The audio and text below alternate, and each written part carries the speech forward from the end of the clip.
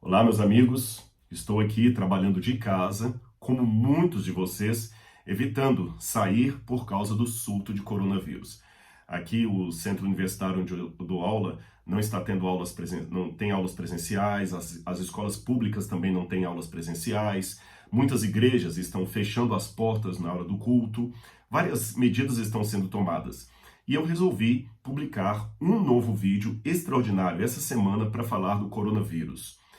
Mas alguém pode perguntar, por que mais um vídeo? Você acabou de publicar um outro essa semana e, aliás, eu introduzi esse outro vídeo dizendo que eu relutei muito a dar uma opinião sobre o coronavírus, porque, como há muitas pessoas falando sobre o assunto, eu temi ser apenas mais um caindo na rede da sistematização do óbvio. Porém, após publicar aquele vídeo e ver quantas pessoas o assistiram, eu resolvi publicar um outro hoje. Por quê? Por causa de um artigo que eu recebi. Você sabe que nós que trabalhamos no mundo acadêmico não podemos nos dar ao luxo de ficar presos apenas a ler coisas da nossa área. Para que haja uma efetiva interdisciplinaridade, uma comunhão ou um diálogo efetivo entre as diferentes áreas do saber, é importante que eu leia artigos também de áreas que não fazem parte da minha formação. Isso é muito bem-vindo no mundo acadêmico atual. É lógico que quando você vai dissertar sobre artigos escritos numa área que não é a sua, você o faz com certas limitações, pois você não é especialista na área. Sendo assim, eu vou falar desse artigo que eu li, mas eu quero apenas deixar bem claro que estou replicando os argumentos do artigo, sem necessariamente falar como um experto no assunto, correto? Esse artigo ele foi publicado num journal, ou numa revista indexada. Para quem talvez não está acostumado com a linguagem do mundo acadêmico, eu peço licença aos demais que já sabem o que significa, para explicar o que é um journal ou uma revista indexada. Quando você tem as publicações acadêmicas, elas devem ser publicadas num periódico indexado, científico, acadêmico. Os de língua inglesa chamam de journals, que não tem nada a ver com jornal de banca. Journal é diferente de jornal de banca. E nós no Brasil chamamos de artigo indexado ou revista indexada. Esse artigo geralmente ele é escrito com uma linguagem técnica, acadêmica, as notas são técnicas. Eu sou editor de uma revista acadêmica, da Querigma, na área de teologia. Quando nós recebemos um artigo que sempre é submetido através do sistema, você tem que procurar pareceristas cegos. O que são pareceristas cegos? Pessoas daquela área que leem o artigo sem saber quem o escreveu. Por isso são chamados de pareceristas cegos. E somente com o acordo desses dois pareceristas, ou dos peer reviews, ou seja, daqueles pares que leem e fazem as suas reações, é que esse artigo pode ser publicado para a divulgação daquela descoberta no mundo científico. É assim que funciona mais ou menos um artigo científico, ou seja, ele não é como um artigo publicado numa revista popular, super interessante, Veja, Time, ou qualquer uma dessas aí, vendida numa banca de jornal. Ele tem uma natureza mais específica, mais acadêmica. E foi um artigo dessa natureza mais específica acadêmica que caiu nas minhas mãos hoje. Ele foi divulgado num grupo de professores aqui da UNASP, do qual eu faço parte, do Centro Universitário Adventista de São Paulo. E ele foi publicado pela Sociedade Americana de Microbiologia e ele apresenta algumas revisões técnicas da área de clínica microbiológica. E esse artigo, ele tem, está aqui, olha, eu tenho o artigo aberto aqui no meu tablet. Então, hoje muitos artigos científicos, eles são publicados. Eu vou colocar no descritor, inclusive, o link desse artigo que você pode baixar o PDF dele e ler. E eu também estou com ele aberto aqui no meu computador para facilitar a leitura de um ou de outro trecho que eu quero compartilhar com você. O título desse artigo sobre o coronavírus é um título acadêmico, por isso não é um título tão jornalístico. A síndrome do coronavírus da severa crise respiratória como um agente de emergência e reemergência de infecção. O que o articulista, na verdade, são 5 pessoas que assinam, muitos deles chineses. O que eles querem dizer com emergência ou reemergência de infecção? Eles estão alertando que o coronavírus ele, na verdade, ele traz uma infecção, emerge essa infecção, mas ela pode reemergir, ou seja, ela pode voltar à tona, provocando pandemias, epidemias e outras coisas mais que hoje já fazem até parte do jornalismo diário. Eu vou ler aqui para você o abstract, ou o resumo. Todo artigo científico, geralmente, ele tem um abstract, ou um resumo antes assim, antes mesmo da introdução. Olha o que ele diz aqui. A linguagem é um pouco técnica, mas eu que não sou da área consegui entender e vocês vão entender também. Antes do surgimento do coronavírus, da síndrome respiratória aguda grave, ele coloca todas as siglas, em 2003, ou seja, o coronavírus não é algo novo, já surgiu em 2003, apenas 12 outros coronavírus animais ou humanos eram conhecidos. A descoberta desse vírus logo foi seguida pela descoberta da civeta e do bastão SARS, coronavírus, e dos coronavírus humanos, NL63 e HK1. A vigilância de coronavírus em muitas espécies de animais aumentou o número na lista de coronavírus para pelo menos 36.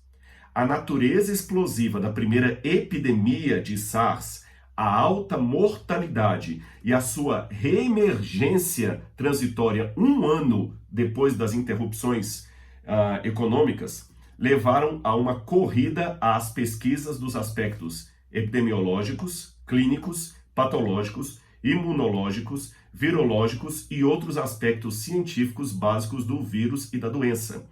Essa pesquisa resultou em mais de 4.000 publicações, das quais apenas algumas das obras mais representativas puderam ser revisadas nesse artigo que eu apresentei para vocês. O aumento acentuado no entendimento do vírus e da doença em tão pouco tempo permitiu o desenvolvimento de testes de diagnóstico, modelos animais, antivirais, vacinas e medidas epidemiológicas e de controle de infecções que poderiam ser úteis em ensaios de controles randomizados se SARS retornar. E como de fato tudo indica que haverá de retornar. Preste atenção nessa parte aqui. As descobertas de que morcegos ferradura são o reservatório natural do vírus SARS, coronavírus, e que as civetas são animais mamíferos pequenos, como por exemplo o guaxinim, são muito consumidos na Ásia ali. Esses animais são o anfitrião da amplificação e destacam a importância da vida selvagem e da biossegurança em fazendas e mercados que podem servir como centros de amplificação para infecções emergentes. Se você não entendeu a linguagem técnica do artigo, eu vou traduzir para você. O que ele está dizendo aqui é que o coronavírus pode ser pode ter a sua causa e a potencialidade da sua disseminação por causa dos hábitos alimentares da China. E antes que você pense, se houver algum descendente de chinês assistindo o meu vídeo aqui, antes que você pense que eu quero fazer aqui uma caça às bruxas, vamos agora acabar com os chineses, não. O meu ponto é outro. É que nós vivemos uma patologia moral, eu chamo de patologia moral, porque ao mesmo tempo que hoje as pessoas atacam sem nenhum respeito os valores bíblicos, religiosos, tradicionais, querem respeito para outros valores que deveriam ser questionados publicamente. Isso é um absurdo. Por exemplo, se alguém é chamado pelo governo para ocupar um cargo de presidência do órgão que controla as bolsas de estudo, e esse homem é cristão, criacionista, vários órgãos de imprensa, vários professores levantaram sua bandeira. Isso é uma ameaça para a ciência, colocar um criacionista religioso conservador num órgão tão importante como o da CAPES. Mas, curioso, será que se colocar um ateu contrário à Bíblia como presidente, aí tudo bem, ele vai ser isento? Perceberam a bipolaridade da coisa? Parece que assim, se a pessoa for religiosa, conservadora e acreditar na Bíblia, ele é um perigo, ele é anticientífico. Mas se ele for ateu, debochar da Bíblia e achar que religião é tudo bobeira e criar um ateísmo metodológico na sala dele, não, então esse homem é isento, ele faz ciência correta, esse pode ser o presidente e diretor da CAPES ou de qualquer outro órgão do governo.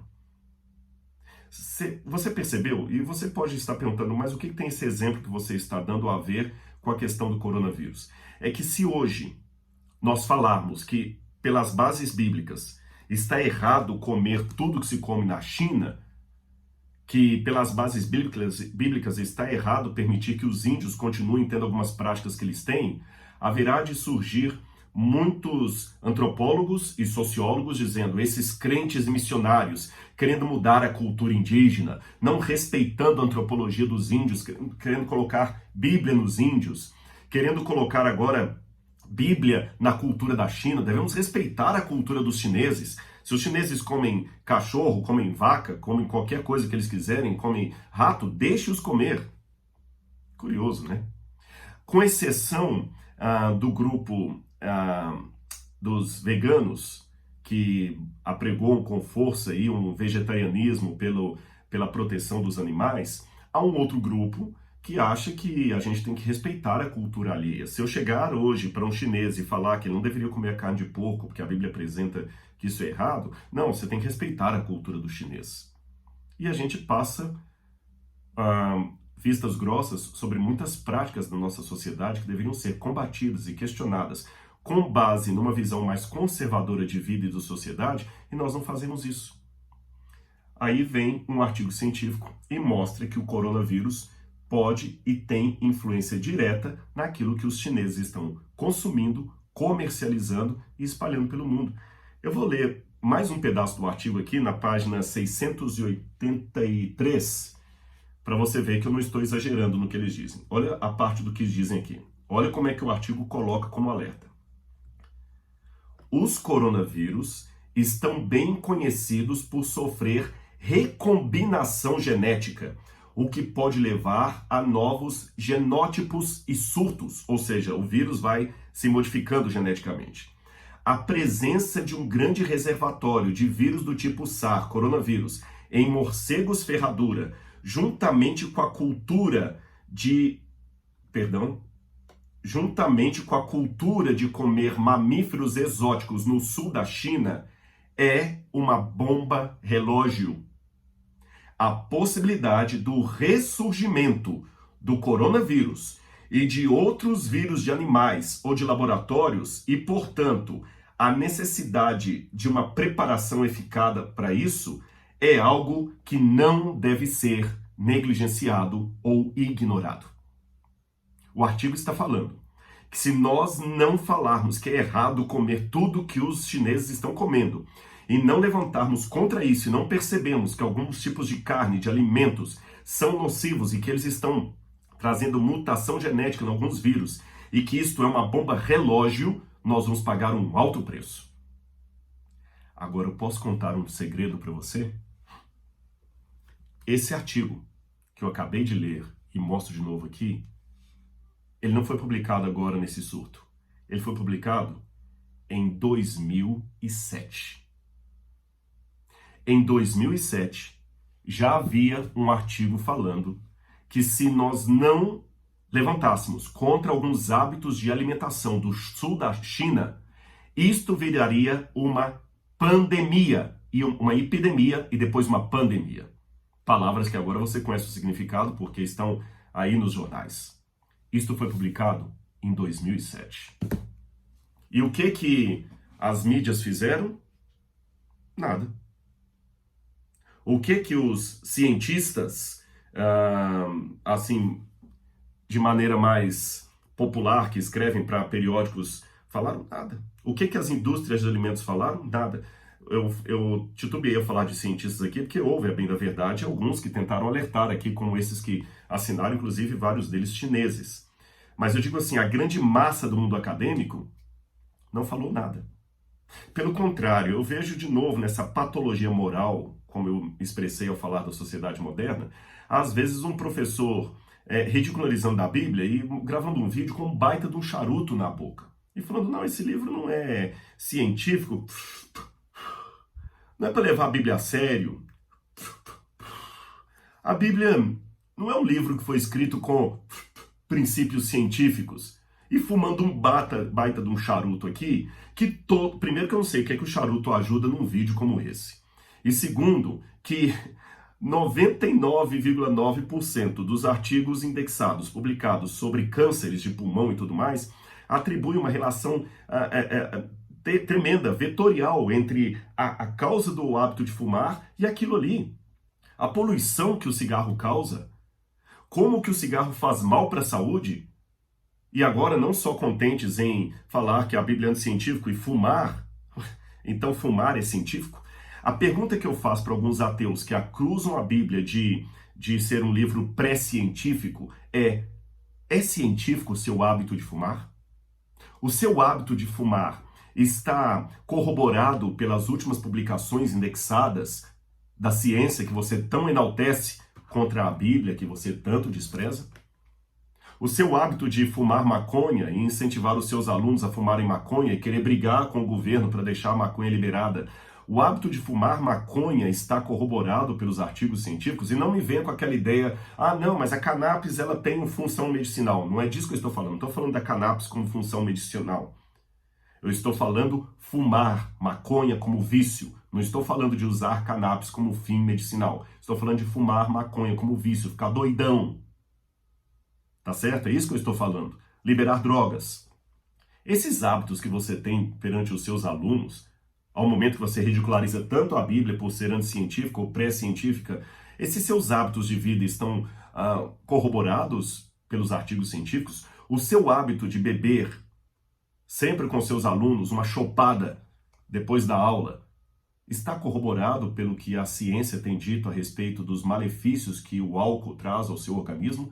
Então, por favor, não venha com essa patologia ridícula de criticar a Bíblia como sendo um livro não científico e, ao mesmo tempo, ter hábitos tão medievais como beber, fumar e incentivar o uso de drogas. Isso, para mim, é pré-científico. Isto é medieval. Isto é quase neolítico. Agora, curioso que o livro que muita gente chama de pré-científico já tinha alertado aos judeus a evitarem alguns alimentos, alguns comportamentos. Existe um debate muito grande até que ponto as leis kashrut são é o nome que se dá em hebraico para as leis alimentares dos judeus e os hábitos alimentares, até que ponto isso faria deles tão singulares no antigo mundo do Mediterrâneo ali, ou do Levante, ou eles eram apenas mais um grupo que seguia aquilo. É claro que eu não vou entrar no mérito da questão aqui, senão o vídeo ficará muito longo. Tem livros dos dois lados, a disputa é grande nesse sentido. Tem um livro, por exemplo, de MacDonald, o que os israelitas comiam. MacDonald ele é professor da Universidade de St. Andrews, e ele até desdenha que a Bíblia não é tudo aquilo em termos de alimentação, mas ao mesmo tempo você tem um outro livro publicado pela Universidade de Cambridge, de Hasenblum, onde ele fala da singularidade dos judeus em muitos hábitos alimentares que eles tinham. Eu sei que, por um lado, nós encontramos resquícios que os egípcios também evitavam comer a carne de porco, tinham a prática da circuncisão, mas ainda que seja assim, ainda que exista uma correspondência entre alguns hábitos israelitas, melhor dizendo, e os povos em redor, ainda assim nós temos algumas singularidades no povo hebreu que nós não encontramos em outros povos. Por exemplo, as leis de saúde, como estão reveladas na Bíblia, elas parecem ser algo vindo diretamente de Deus, e nós não temos, pelo menos, nenhuma outra menção da Bíblia de um povo, perdão, nós não temos nenhuma outra menção fora da Bíblia, de um povo que sistematizou tão detalhadamente leis de saúde, colocando a autoridade divina sobre aquilo. Isso nós não temos parâmetro na antiguidade, não temos. Os hebreus tinham. E eu fico me perguntando, quando eu leio, depois eu convido você, leia Levítico 11, quando fala sobre as leis de saúde, os animais que eles deveriam comer ou não comer, ele lá fala, não coma o morcego, não coma o réptil. E agora vem a ciência e fala que o morcego é causador do vírus, do coronavírus, porque está mutado e que realmente é uma carne que não deveríamos comer. Os répteis, nós temos artigos científicos falando como é que os répteis são os maiores propagadores de salmonela. O pessoal fala muito do ovo, mas os répteis. E como Deus, parece que antecedendo muitos artigos indexados, falou com os hebreus, olha, não comam a carne do porco, não comam o peixe que não tem escama, não coma isso, não coma aquilo. E eu fico perguntando de onde os hebreus tirariam aquele conhecimento de leis de saúde. Eles não eram um povo tão avançado em termos de literatura, templos, como eram os gregos, os romanos, os babilônios. Jerusalém é uma cidade muito pequena em termos arquitetônicos, se comparada à Babilônia, ou a Persépolis, ou a Corchabad. Mesmo na época do Novo Testamento, Jerusalém era muito pequena se comparada a Atenas ou Roma. De onde então os hebreus tiraram? Método científico? Não, eles nem conheciam o método científico. Experiência, tentativa e erro, laboratório? Não. Eles dizem de onde? De Deus. Eu quero ler para você aqui Deuteronômio capítulo 10, versículos 3 e 4. Moisés descrevendo de onde ele tirou aquelas leis que ele escreveu para o povo. Assim fiz uma arca coberta de madeira de acácia. Cortei 2 tábuas de pedra, como as primeiras, e subi ao monte com 2 tábuas na mão. Então o Senhor escreveu nas tábuas, segundo a primeira escritura, os 10 mandamentos que ele havia falado a vocês no dia da congregação no monte, no meio do fogo. Depois, o Senhor entregou as tábuas para mim. Então me virei e desci do monte e pus as tábuas na arca que eu havia feito. Ali estão, como o Senhor me ordenou. E junto dessas tábuas, ele colocou também do lado de fora as leis que ele havia escrito mosaicas, que incluem as leis cerimoniais, que incluem as leis de saúde. E então? Curioso que Moisés, um homem que não tinha o conhecimento de coronavírus nem nada, já falava naquele tempo, segundo ele, orientado por Deus, que morcego não deveria ser comido. Agora, eu pergunto, você que acredita que a Bíblia é um livro pré-científico e, portanto, não merece a nossa atenção como acadêmicos. Será que não? Se nós aplicássemos para a China as leis de Levítico 11, talvez você não estaria preso na sua casa agora assistindo esse vídeo, estaria trabalhando normalmente. Talvez muitos dos cânceres que estamos lutando contra eles nem existiriam. Talvez muitos hospitais estariam vazios e o governo não estaria precisando abrir novos leitos, porque muitas das doenças são frutos apenas de hábitos de vida não saudáveis. Eu não vou aqui arriscar um número, porque seria muito ingênuo da minha parte, mas eu posso seguramente dizer que um grande percentual dos que estão internados nos cânceres, nos hospitais, com os mais diversos tipos de cânceres, moléstias, estão ali por hábitos de vida não saudáveis. E muitos dos problemas que nós herdamos dos nossos pais, dos nossos avós, também se deram aos seus hábitos de vida não saudável. E eu quero terminar esse vídeo aqui dando um recado não apenas para aquele que descrê da Bíblia, mas para você que também acredita na Bíblia. Eu sei que comumente as pessoas dizem que Jesus considerou todas essas leis do Antigo Testamento ultrapassadas, Rodrigo. Não vem com papo de adventista para cá, não. Tem a história do lençol de Pedro lá, que Deus considerou limpas todas as coisas. Desculpe, com muito respeito, eu não vejo assim. Aliás, eu vou dar uma dica até para os próprios adventistas. A adventista que, para enaltecer os 10 mandamentos, fica pejorando a lei cerimonial. Veja que eu estou fazendo uma crítica para os de dentro. Fica pejorando a lei cerimonial como sendo uma lei de segunda categoria. Não, essa lei que foi cravada na cruz é a lei de Moisés. É aquela lei que realmente era uma lei secundária, não era tão importante como os 10 mandamentos. Não, isso não é bíblico. A lei cerimonial, para começo de conversa, ela não findou na cruz. Ela apenas mudou os seus símbolos e a sua atenção. Eu explico. Hoje você não tem Santa Ceia. O que é a Santa Ceia? Uma lei cerimonial. Você não tem o batismo? O que é o batismo? Uma lei cerimonial. Ou seja, nós também temos leis cerimoniais depois da cruz. Então a lei cerimonial não acabou. A única diferença é que as leis cerimoniais antes da cruz tinham símbolos e direcionamentos que apontavam para o Cordeiro que haveria de vir. E as leis cerimoniais do Novo Testamento têm símbolos e direcionamento que apontam para o Cordeiro que já veio e voltará. Lembra a Santa Ceia? Comam desse pão, relembrando o meu sacrifício até que eu volte. Então é isso, a lei cerimonial ela continua em vigência no tempo da graça. Ela só mudou os símbolos, eu não mato hoje cordeiro mais, e o direcionamento. E, em segundo lugar, a lei cerimonial, ela tem um papel didático até superior, eu espero não ser chamado de herege por dizer isso, um papel didático até superior aos 10 mandamentos, porque os 10 mandamentos mostram o pecado. A lei cerimonial mostra a solução para o pecado. Porque os 10 mandamentos só dizem que é errado matar, roubar, adulterar, desonrar pai e mãe, etc. Mas os 10 mandamentos não mostram onde está a salvação. A lei cerimonial é que mostra o cordeiro morto pelo sacerdote, o sangue derramado. O fato de não podermos comer o sangue hoje, porque a vida está no sangue, e ele derramou seu sangue na cruz do Calvário, está na lei cerimonial. Entendeu? Outra questão.